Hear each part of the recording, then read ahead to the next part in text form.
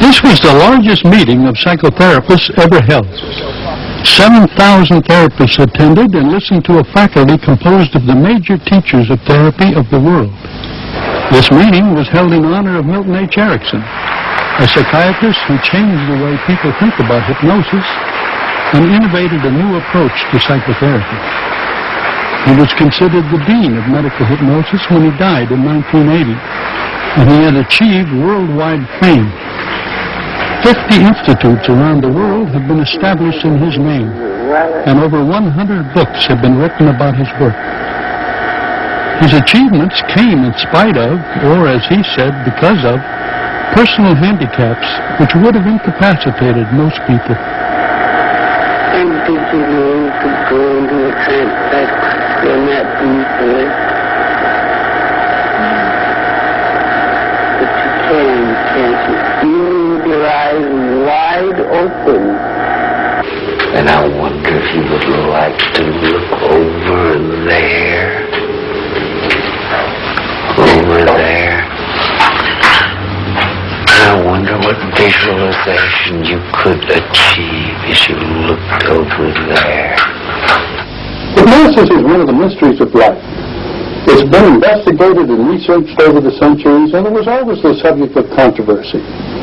It's like electricity. People know how to use it without exactly knowing what it is. Milton Erickson added a new dimension to this mystery. Before him, it was assumed one had to follow special rituals to hypnotize someone. Among the main ways of inducing trance, there were two major approaches.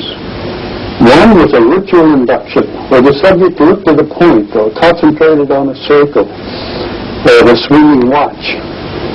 Trance was said to come from that fixation and tiredness of the eyes. The second ritual was one where a person was told to relax all over his body. Trance was considered a state like sleep.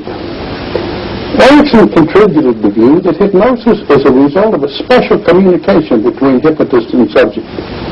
Therefore, trance can be induced in many ways.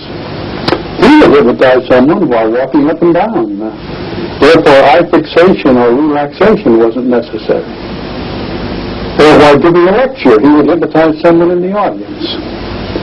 He also hypnotized people outside their awareness. His investigations made hypnosis more a subject of scientific study, but also made it more of a mystery. It seemed compellingly important for me to visit Milton Erickson. So I was nervous about being there and unsure of myself and really didn't know what to expect or what was I going to say to him. And I walked in the door at 10:30 at night, and this is Dr. Erickson. And Erickson looked up at me.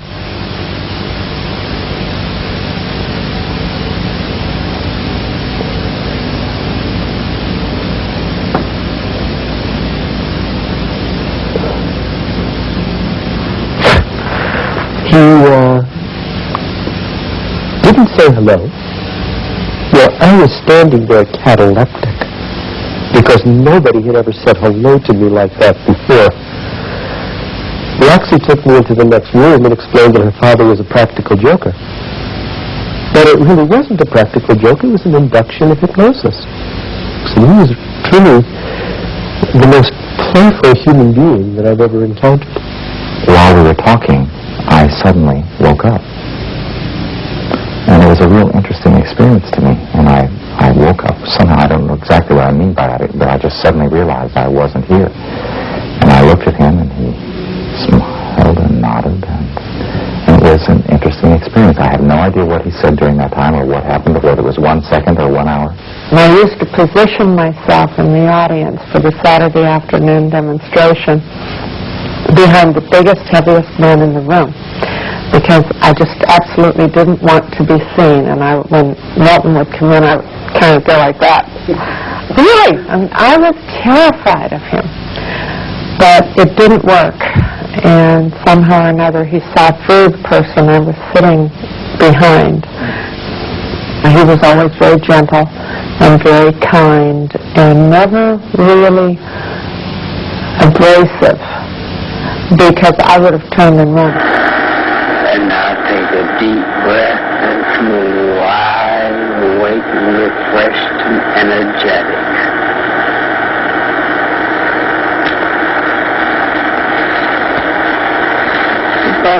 what is your name? Pat. Pat. Do you always keep your hand up in midair like that? Times like that? How far are you keeping it up there now? You don't know? This is an example of the subtle use of communication by Erickson. He would awaken subjects and they would still be in a trance. Apparently he said to awake, but actually he said the subject should feel like she was awake. She feels awake while still in the trance. I saw Milton as an explicit patient, only a couple of sessions, but I was scared. And to this day, I cannot tell you exactly what he did with me. I can only tell you that a great many things changed within a year and a half after I saw him. It's going to end in the story, but I'm not too clear on what we did discuss explicitly. I don't think I was in a trance the whole time.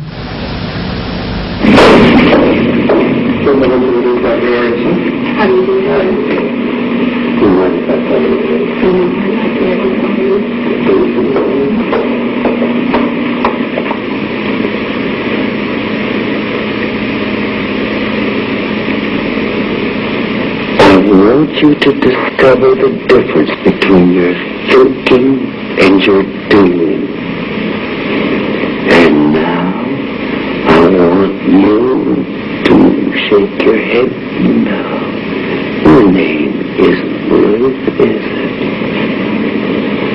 And you aren't a girl, are you? And you aren't sitting down, are you? And you aren't in a trance, are you? And you aren't answering me, are you? You're nameless. He would explain, if you insisted, that he did love to do things and have people wonder how he did that. And in a way, that was a failing, particularly for the beginners who would think, oh my goodness, I'll never be able to learn to do that. Dr. Erickson, how would you define hypnotic trance? For me, hypnotic trance, you pay attention to things that are immediately important. It isn't important to you to know that while you listen to me, that you are wearing a watch, that you are. You can forget about that. You can forget about your tie, the color of your shoes. You can forget about the chair you're sitting in and pay attention to me. Or you can let your mind wander wherever you wish.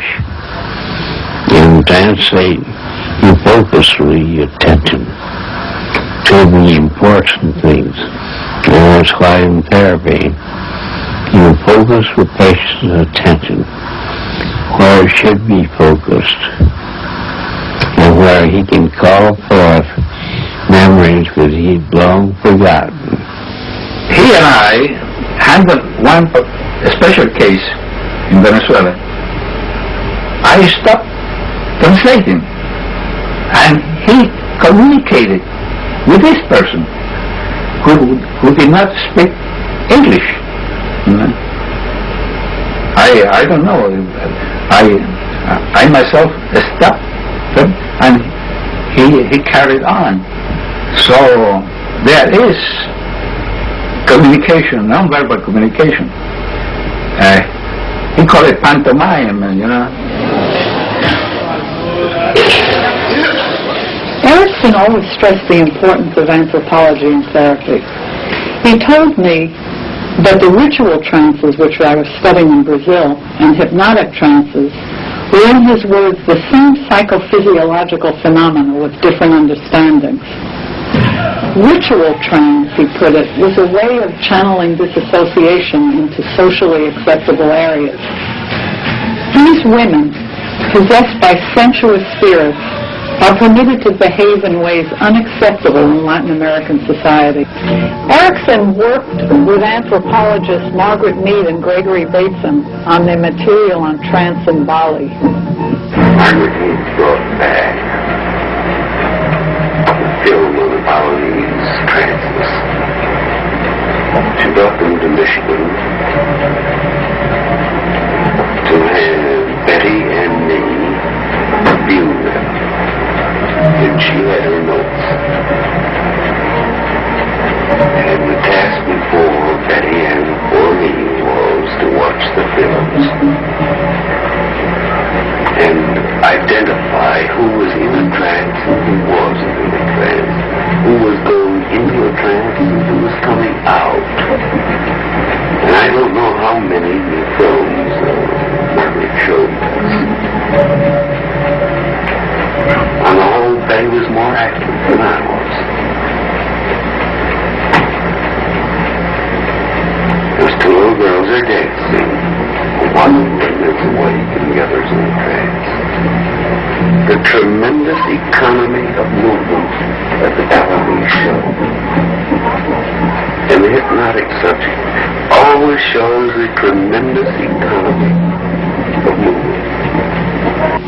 By observing natural forms of trance behavior, Erickson learned about unity of movement, trance induction and recovery, trance levels, amnesia, and the pleasure of going into a trance, all of which he applied to clinical hypnosis. While I've been talking to you, you've altered your respiration. Your heart rate is altered. I know from past experience that your blood pressure has changed. Your pulse has changed. And your eyelid reflexes change. And you really don't need to keep your eyes open, but you can close them now. You did teach me self-hypnosis that you use for childbirth. The reason I wanted to use hypnosis was because I wanted to be very much a participant in this. I wanted to observe and watch it, really be involved. He taught me to count backwards from 20. After a while, I just abandoned the counting backwards, and just when I want to go into trance, I just do it instantly. I don't bother with anesthesia because it's more bother than it's worth. Without any anesthetic at all, I went into this procedure, had my nose broken, had the bones opened up so that I can breathe, and I didn't have any bleeding during that procedure. How I went into trance? I'll put there's so many different ways. Since I'm sitting here, I would just simply put myself into trance.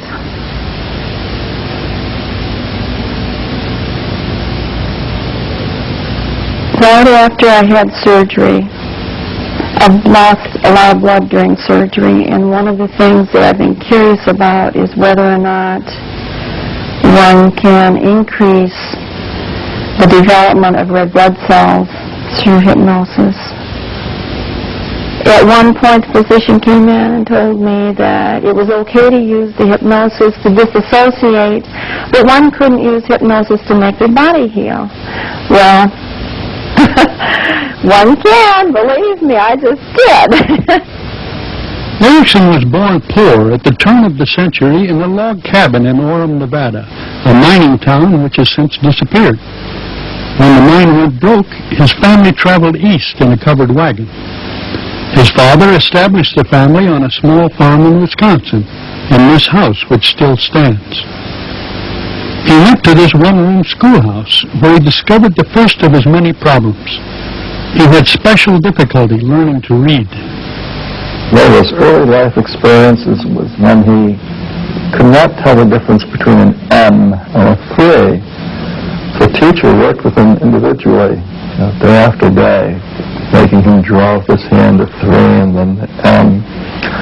Until he said, finally, in a blinding flash of light, it suddenly came to me that an M was like a horse with his head bent down to pasture eating. And a 3 was like when the horse reared up. So this sounds typically like a dyslexic thing, shifting the orientation of letters and numbers. But it's interesting that this became the foundation of his later so-called utilization technique. Many years later, for example, Grandma wanted to learn how to read the Bible before she died. So she came to Milton.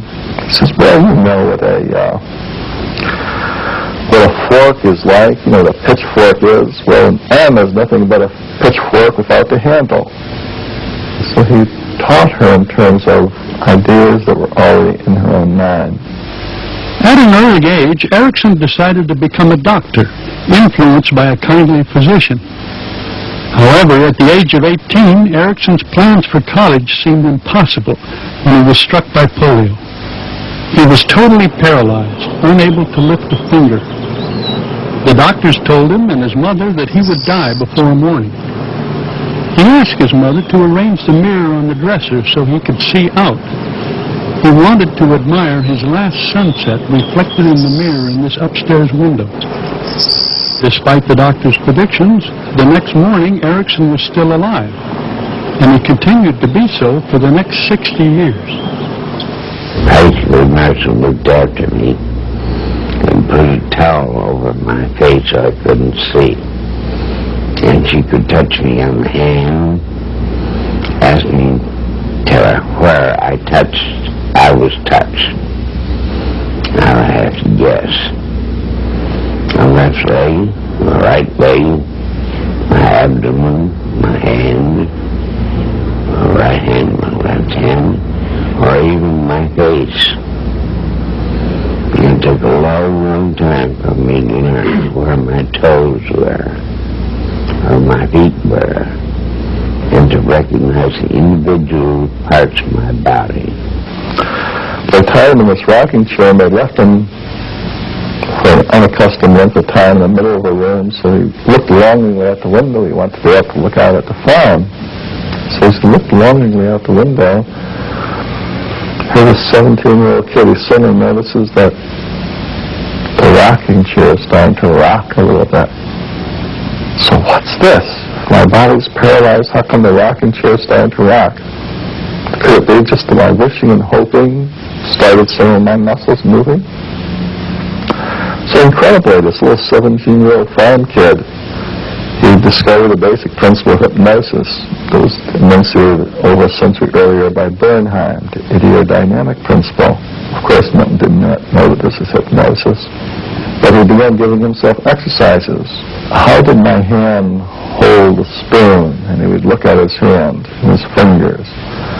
And he would rehearse the sense memory. How did I pick up a spoon? Until one day he was rewarded with a little blip of his finger. And then he was off and running. How did my arm climb a tree, grasp a branch? How did I hold a pitchfork? So before he even heard the word hypnosis, he learned how to use sense memories to bring back whatever sense of mind-body coordination there were and to reinforce it. All of this, by the way, returned to him virtually before his death. He began to lose the same muscles that he had lost and had regained some of the use of. With a great deal of pain, he began to lose each of these muscles individually and in groups during the last number of years when I was his doctor. He overcame a tremendous amount of handicap with a tremendous amount of drive, but a lot of people just can't do that. Within a year of his polio attack, Erickson was able to move his upper body and to move his legs with difficulty. Since he was advised to move his arms and shoulders, Erickson took a 1,000-mile canoe trip which would exercise his upper body. He went alone with only a few dollars in his pocket. When he began, he could not walk nor carry his canoe over a dam. By the end of that trip, he could swim a mile and he could walk again. He wanted to strengthen his legs. So, as I heard it, he got out in the fields. And of course, by this time it was, the fall, and so you just had the fallow field with the furrows hardened, and dragged himself across the fields hand over hand. his aim was to stimulate those legs and with all the contact that he could give them. If there's any motivation to get over a handicap, you complete things, no matter what they are. It's almost an obsessional thing. That you're going to do this or die. That willingness to set aside immediate concerns of pain, humiliation, dirt, just the simplest things in order to reach for something that you know you need. It meant everything to me. Erickson's problem was how to finance his way through college and medical school. He managed, despite his polio handicap, to work his way through the University of Wisconsin. He reports that he rode a bicycle around Madison, Wisconsin, the college town, looking for a way to make a living. He ended up starting a boarding house for students, and that paid his own room and board. He was interested in both psychology and criminology, and so he obtained a job testing mental patients and criminals.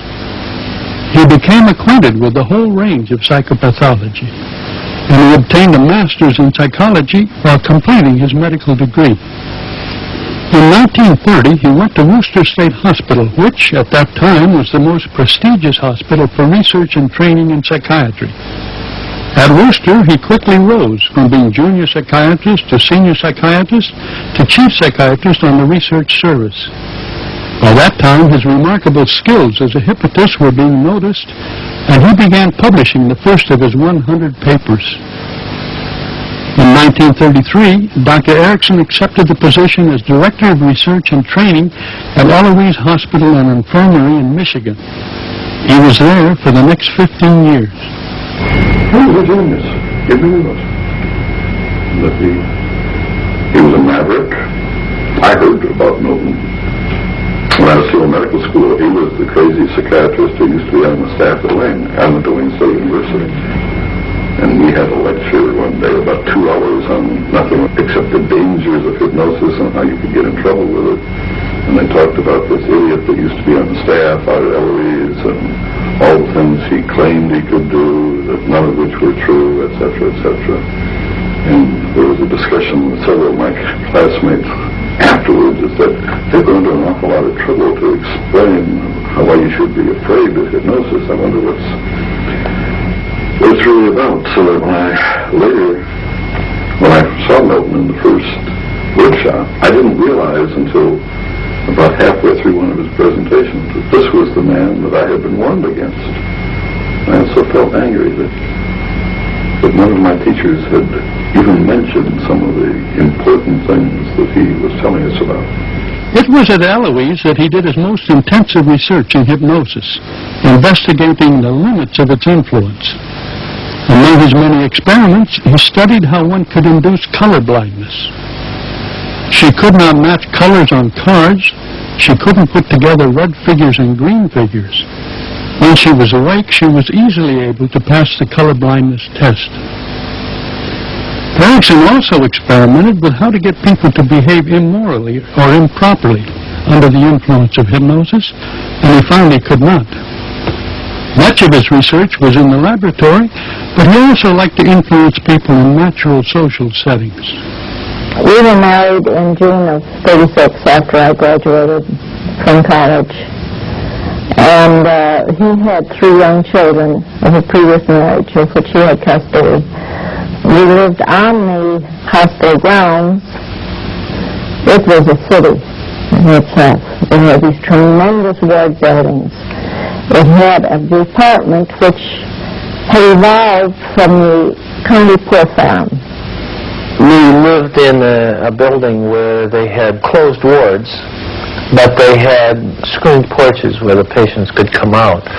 And he did not want us to interact with those patients. This was a building with female patients, and their vocabulary was very diverse and wonderfully earthy.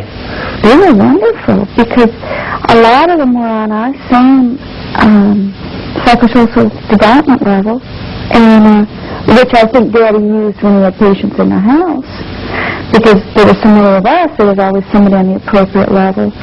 But those patients were good friends, and they'd go bicycling or take walks or something. Not used me even in those days, occasionally, when he would want to have a demonstration subject for a teaching session or something. And suppose you demonstrate to the people here what it is to go into auto hypnosis.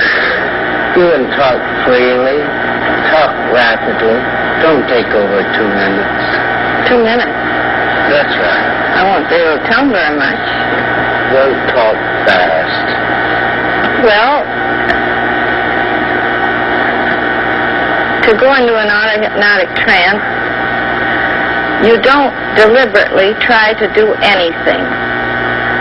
You just put yourself into a rather passive state, and what I like to do is to keep my eyes open and fixate my gaze on some rather bright point of light, although many people like to shut their eyes. And you don't exactly look at it, you just allow it to occupy the center of your attention and just wait. After working at Eloise Hospital for 14 years, Dr. Erickson was advised to go to a climate which was more beneficial for his allergies. He decided to move to Arizona. He worked briefly in the state hospital and then went into private practice. He began to be recognized worldwide, and his major treatment and training procedures began. He founded the American Society of Clinical Hypnosis, and he was the founding editor of its influential journal. It's a little brick house near downtown Phoenix with 3 bedrooms, and we raised 6 or 8 kids in there for people flying in from New York and Mexico and all over the world. I remember his wife Betty saying to me once that a guy said to her, I never dressed a doll before. Because Christy or Roxy had asked him to dress a doll. I remember one woman in particular. She was sort of like a symbolic visiting aunt. My father would assign her to take me to Enchanted Park, and I would go fishing. She bought me my first fishing pole. I later learned, of course, that it had tremendous therapeutic importance for her. One of the things that we did question was when he would assign them particular tasks, which was fairly routine, to go out and walk, a certain number of miles, or around the block 20 times, or weed the rose garden, or something. We all thought it was rather unusual that the patients would always follow through. Why would a grown man go out and weed the rose garden with no pay, just because Dad told him to do it? Why would he do that? When he's obviously on his hands and knees cursing and hating it. I can't. One of Erickson's therapy techniques came to be called ordeal therapy. All right. I have a remedy in mind for you. It will cost you 8 hours sleep. You think you can afford 8 hours loss of sleep? He said, I've been losing that much sleep every night for a year. Of course I can afford it. I said, all right.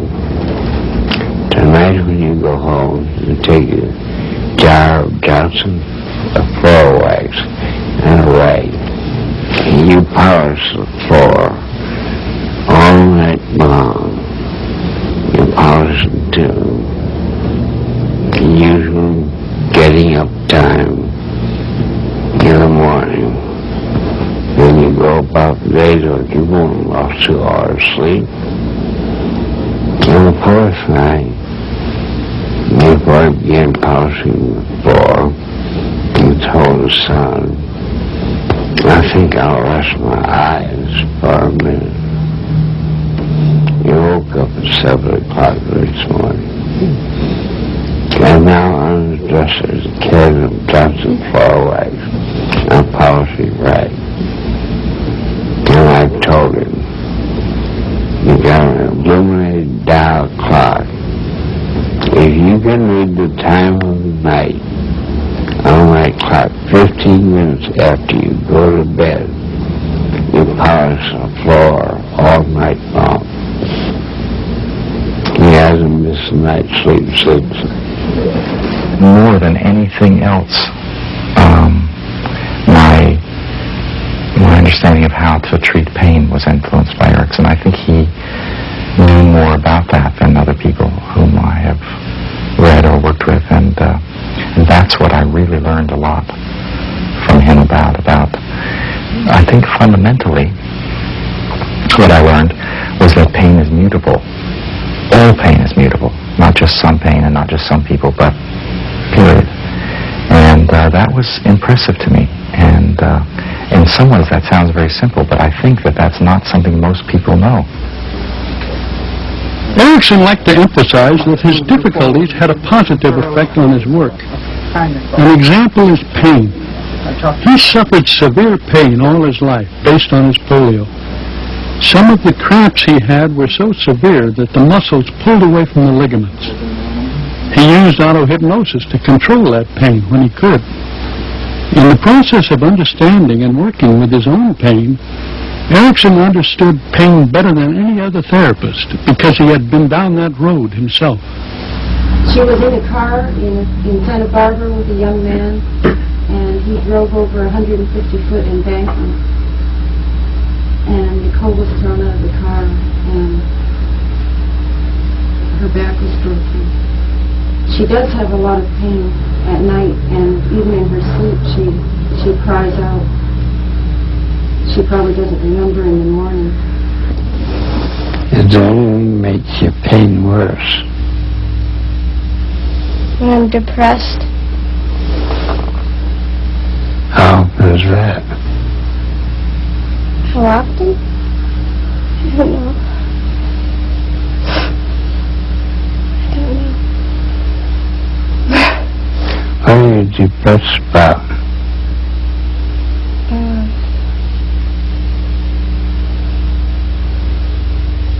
A living situation and being in a wheelchair. How old are you? 19. And what would you like to have me do for you? I'd like you to help me walk again. Yeah, I can't help you walk again, then what?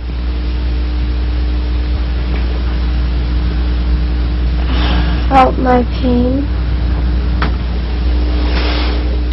And you keep sleeping deeper and deeper until you know what it is you want to forget.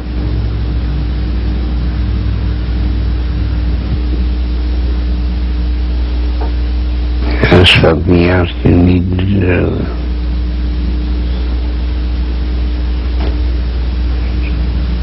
To know why you never completed that work of the fancy work of a mouse. You're not using the muscle you have.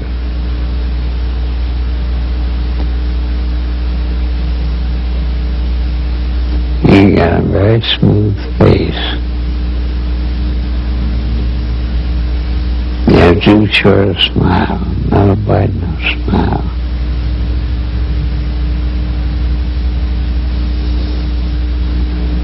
You don't use your muscles around your eyes enough.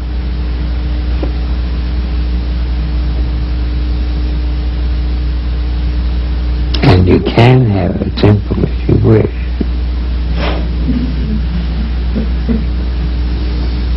Well, that's a dimple is awfully under exercise. Yeah, like I never really did anything for myself then. I never did anything that made me happy. I wasn't even around people I liked. You know, I mean, now I have, you know, friends that I really just really like to be around.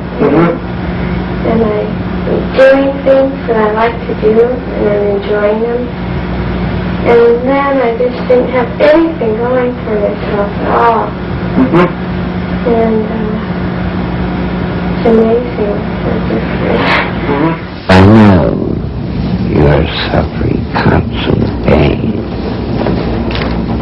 constant, stabbing, pulsating pain. I can see it with my eyes. And tell me, madam, if you saw a lean, hungry tiger next to him, only walking into the room, and eyeing you hungrily and licking its chops, how much pain would you feel? I wouldn't feel any under those circumstances. Oh my goodness, I don't feel any pain now.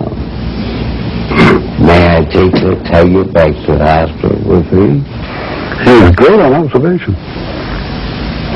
You know, one of the interesting things that was hard for us to grasp in those days, I think, was that he took the way a patient sat down and the way a patient moved as a message to him, not as just an expression about the person. And therefore, he took it that they were telling him something. He said, I'm waiting for a woman to come into my office who has had a very important premarital affair, or is having a very important extramarital affair, who doesn't tell me that by the way she sits down in the chair. He covered the whole range of patients. I mean, he was as comfortable with a raving psychotic as he was with a little kid that he was playing jacks with, or an adolescent that he was talking with. He had a tremendous range. I needed to study for my master's degree. I'm a physical education teacher.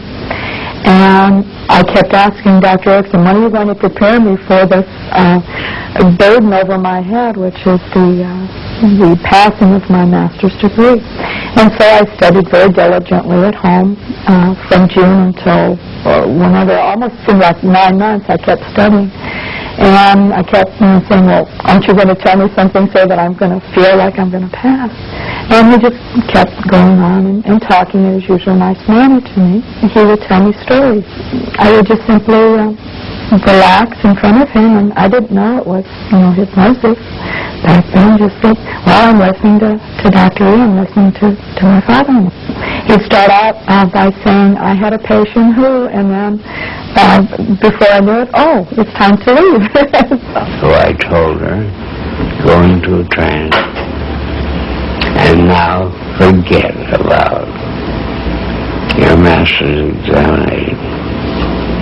And someday in the future, you'll wander into a certain room at Arizona State University, and you'll see some mimeographed questions and some boo-boos. You won't pay any attention to anybody else in the room. You'll wander over and pick up a mimeographed sheet of questions, a boo-boo, and find a comfortable seat, pay no attention to anybody else, and have a nice time daydreaming about your vacation trip. But now and then you can notice your hand is in writing, because you're not really interested in that. I kept writing and writing. In fact, I was so shocked for the 4 hours. I never took a break. And I raised my hand and said, may I have some more paper? And so for somebody who never wrote anything, I would call that profuse writing. And so actually I had been prepared, but didn't know that I had been prepared. She came home that day from university, not remembering that she had been there. Now 2 weeks later, he was checking over mail. She told her husband, Robert, there's something awfully wrong here. A letter from the registrar saying I passed my master's examination and I haven't taken it yet. the therapy session that Milton did with Mondi on the videotape was as typical of him in his later years as anything that he did. Well, Mommy, this time, I'd like to have you take your time about going into a trance. I don't want you to go into a trance too soon. And you know how easy it is for you. Not quite that fast, Mommy. You hear my voice. And now come to your mind some very nice, happy experience out of your childhood. I'd like to have you describe it.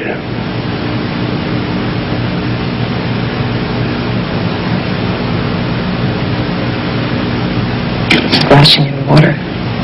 Splashing in water? Break. Tell me more about it. I'm doing so with total abandonment. I'm about 2 years old. You're 2 years old? I was 2-year-old Mondi having a very good time. And memorize all those good feelings, because there's a lot of them. It's a learning. He knew I was emotionally very disturbed at that period too, so he saw me very frequently. I don't know if it was 2 or 3 times a week at first, and he told me the first day, he said, I will treat you without charge, but if you stay with it. He said, if you leave, why then I'll have to charge you. I was very glad to have the help. He would tell you a story. It was kind of like Jesus and his parables, I guess. He would illustrate everything with a little story. And you'd get the point, you know. You'd understand exactly what he was saying.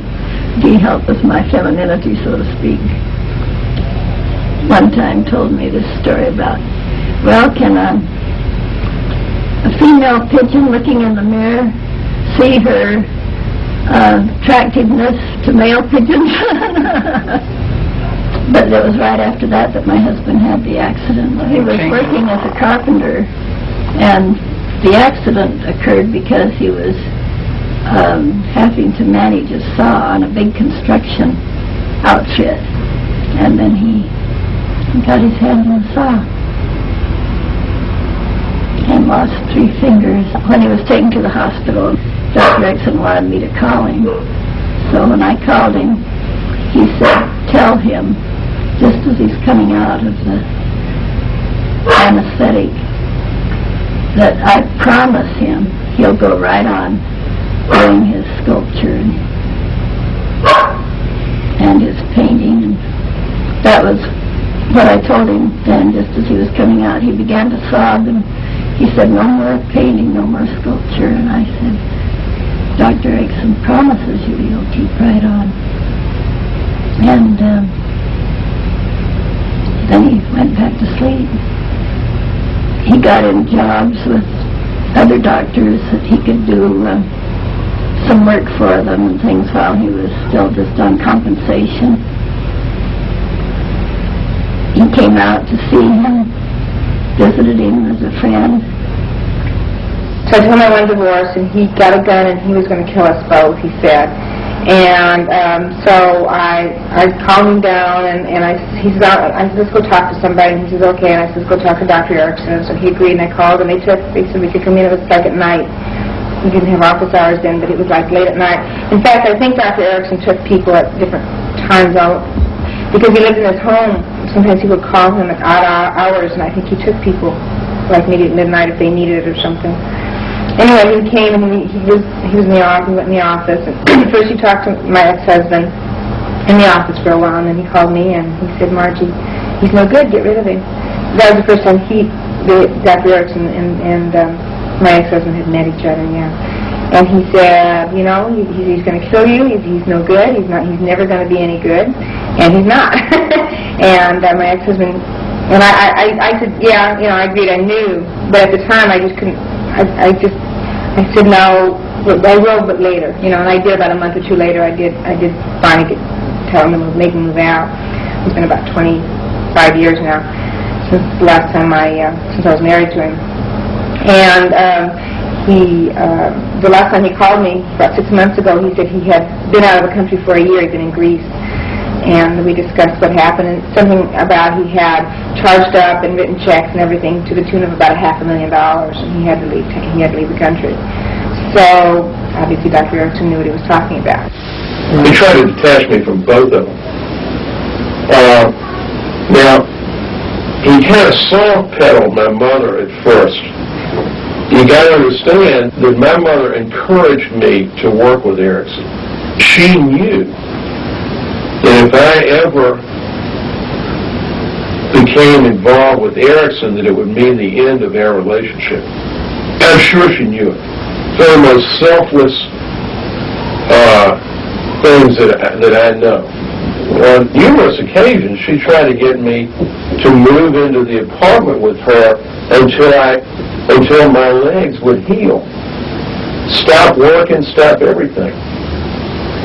Well, see, you're dealing with a situation there where you can't fault her intent. I mean, she was doing all that she knew.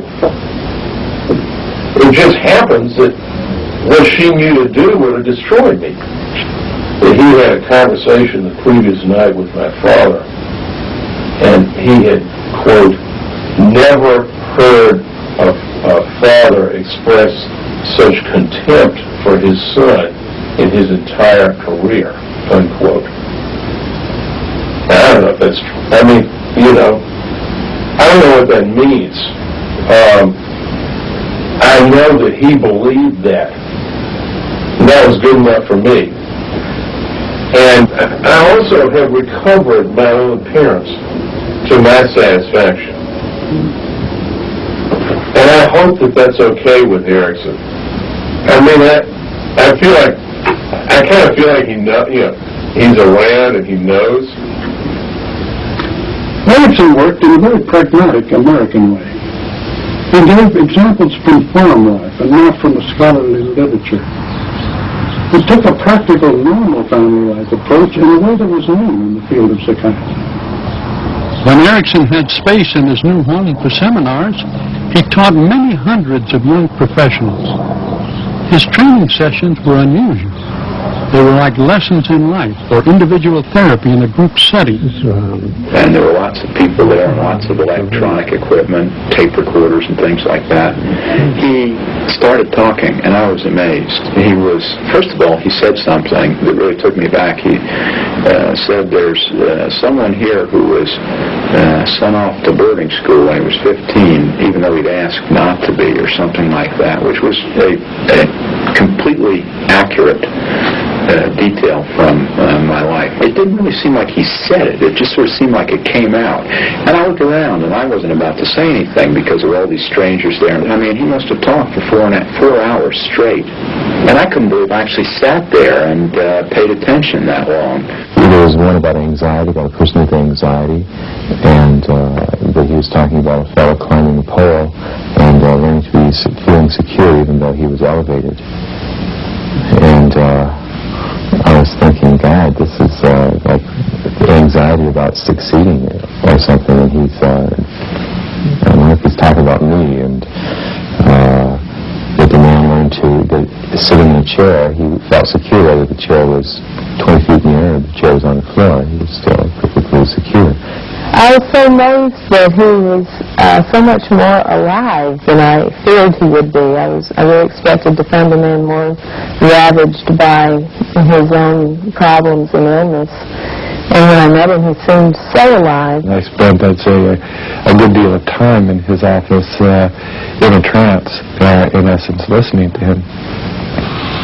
I became very curious during that time about how to be in a trance and how to also stay in a room. at the same time. So that was a really interesting part of my learning with him, which is something that has become a very basic part of the way that I do therapy, and also how I teach, is in terms of how to try to find a connection between what Erickson called the unconscious and also stay socially responsible. I have been spending the last 15 years with medicine people, participating in rituals and ceremonies and understanding something about the mystery of the mind. And all of a sudden, here was a psychiatrist, traditionally trained, who was saying things like, it's in the telling of the story. It was almost an uncomfortable feeling, having his interest focused upon me, and yet so powerfully healing, kind of, in a way, that his attention was so undivided and so focused, and he seemed to have such a joy at attending to me and to my reactions. The other thing that really blew me away about Erickson was how comfortable he was with his own rudeness, and that gave me a lot of permission. He changed the way that I viewed therapy. He changed the way that I viewed the problems that people encounter in their lives, from one originally based on pathology to one based on learning. He was dressed in his ubiquitous costume. He was in a wheelchair. The first thing he did, there were a group of 7 people sitting around, was with enormous strain lean over the side of his wheelchair and to pick up a stone with enormous effort and making noise, and finally lifting it with his hand, nestled it with both hands together, and then threw it at me. I didn't know whether to leap or to scream, and I caught the rock before it landed where I might have ended up with a high-pitched voice forever. And the stone was air. It was just a piece of foam colored like a stone. And he looked at me and said, not everything you see is the way you see it is. He was a very complex man. Extremely complex, and I loved him dearly. And so did many others. And he was really a loving man. He loved gardening. My whole life I can remember gathering mulch for him and planting plants and finding plants and planting trees. And when I was very young, my dad was still walking with a cane, and he would come out and he would help out. And he would do a bit of digging, a bit of clipping, and then as time went on, we'd wheel him out in a wheelchair, and he'd show us what he wanted. And then afterwards we would take big grand tours in the wheelchair of what he wanted to see and how this was growing and that was growing, and he enjoyed that. And then as time went on even further, many times he wouldn't feel well enough to even go out in the yard. And so we would maybe bring him a clipping, or we would count how many flowers there were, and we would tell him. And the thing that I admired the most is he seemed to get as much pleasure out of me bringing in a leaf as he got out of standing with his cane and digging. And I don't think it was just something that happened. I think he taught himself that life changes, but you can still enjoy it. No, you don't want to come out of dark. You don't want a charming movie to end. You don't want a flower to win. But you do like reality. And all you do is wonder how charming you will be at 40, 50, and 60.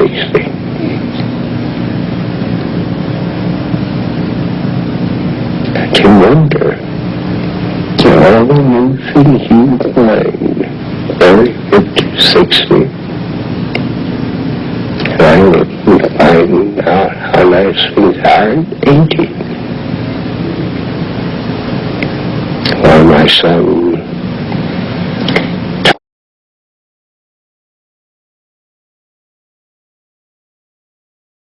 grandparents, they taught me that a course, they had good old times in the past. There were the good times are yet ahead of them.